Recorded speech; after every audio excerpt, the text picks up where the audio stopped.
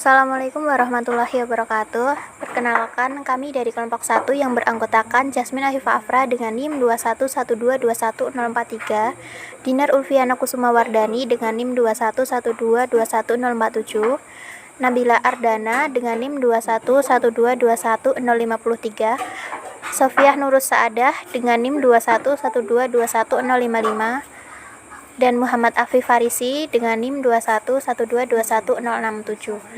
Kami di sini akan sedikit mempresentasikan tentang sholat sunnah. Sholat sunnah adalah sholat yang dikerjakan di luar sholat fardu.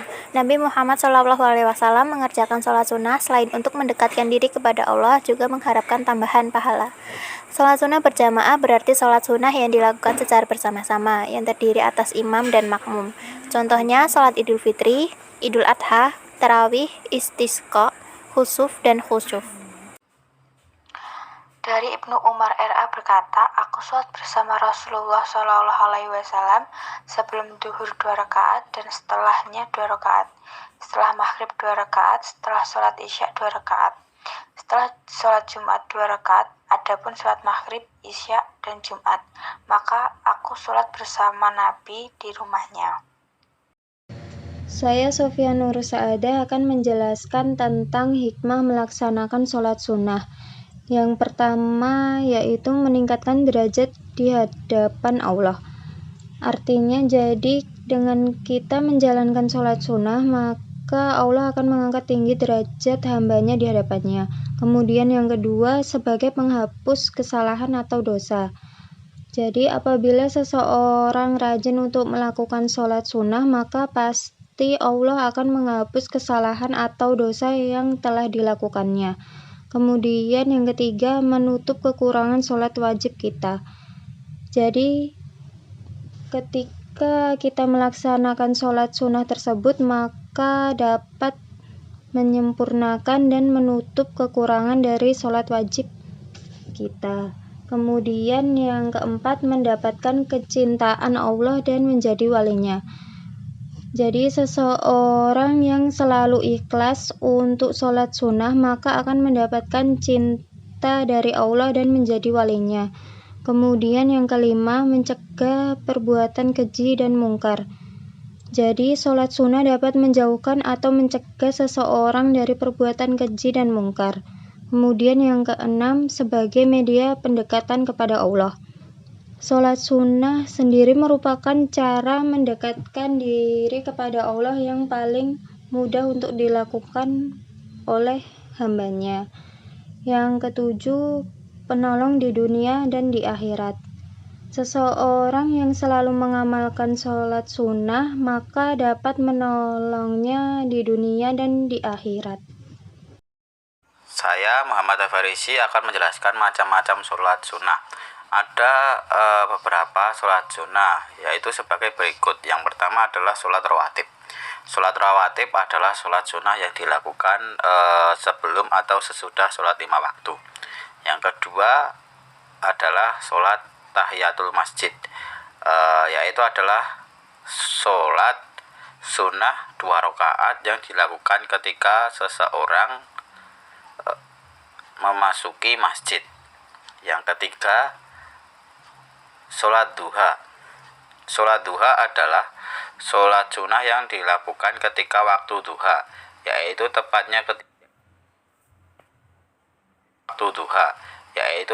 ketika matahari menampakkan sinarnya. Yang keempat, sholat istiqoroh. Sholat istiqoroh adalah sholat di mana seseorang meminta petunjuk dari Allah. Yang kelima, sholat tahajud. Sholat tahajud adalah sholat muakkad yang didirikan pada malam hari atau malam menjelang pagi setelah terjaga dari tidur. Yang keenam, ada sholat tarawih, yaitu sholat sunnah yang dikerjakan di bulan puasa. Yang ketujuh, sholat witir. Sholat witir adalah sholat sunnah yang dikerjakan setelah sholat tarawih. Yang kedelapan, sholat taubat.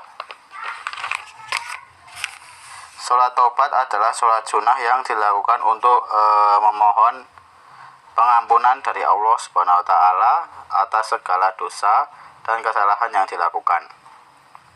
Yang terakhir ada sholat fajar. Sholat fajar adalah sholat yang dilaksanakan pada waktu sebelum subuh atau qobliyah subuh sebanyak 2 rakaat. Saya Dina Rufiana Kusumawardani. Di sini saya akan membahas sholat sunnah munfarid. Munfarid artinya sendiri. Sholat sunnah munfarid adalah sholat sunnah yang dilakukan sendiri, tidak ada imam ataupun makmum. Ketentuan sholat munfarid sama dengan ketentuan sholat pada umumnya, yaitu harus memenuhi syarat dan rukun sholat, suci badan, pakaian, dan tempat dari hadas maupun najis. Contohnya dari sholat sunnah munfarid yaitu sholat sunnah rawatib dan tahajud. Sholat sunnah rawatib dapat dibagi menjadi sholat qobliyah dan ba'diyah, juga mu'akhad dan ghairu mu'akhad.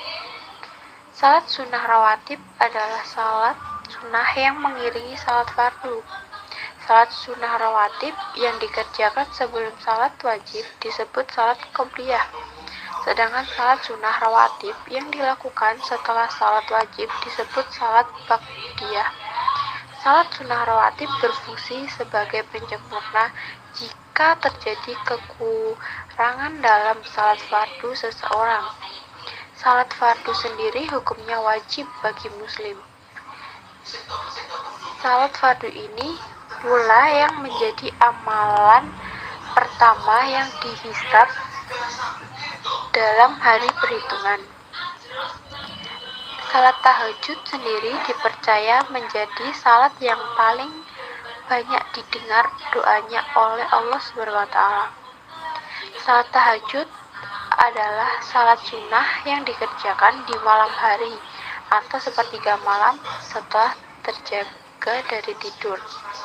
Salat tahajud termasuk salat sunnah mu'akhad, yaitu salat yang dikuatkan oleh syarat. Salat tahajud dikerjakan sedikitnya 2 rakaat dan sebanyak-banyaknya tidak terbatas.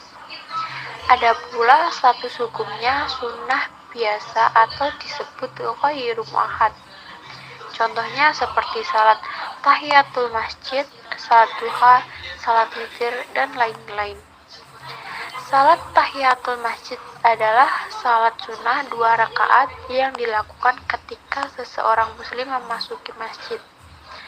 Salat duha adalah salat sunnah yang dilakukan seorang muslim ketika waktu duha. Waktu duha adalah waktu ketika matahari mulai naik kurang lebih 7 hasta sejak terbitnya hingga waktu zuhur. Jumlah rakaat sholat duha minimal 2 rakaat dan maksimal 12 rakaat dan dilakukan dalam satuan 2 rakaat sekali salam. Sedangkan yang terakhir yaitu salat witir.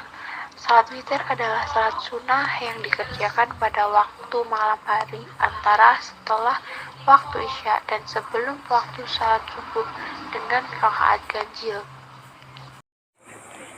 Sholat sunnah rawatib atau sholat qobliyah adalah sholat sunnah yang mengiringi sholat fardu. Sholat sunnah rawatib yang dikerjakan sebelum sholat wajib. Sedangkan sholat sunnah rawatib atau ba'diyah adalah sholat yang dilakukan setelah sholat wajib. Demikian tadi materi yang kami sampaikan. Apabila ada salahnya mohon dimaafkan. Wassalamualaikum warahmatullahi wabarakatuh.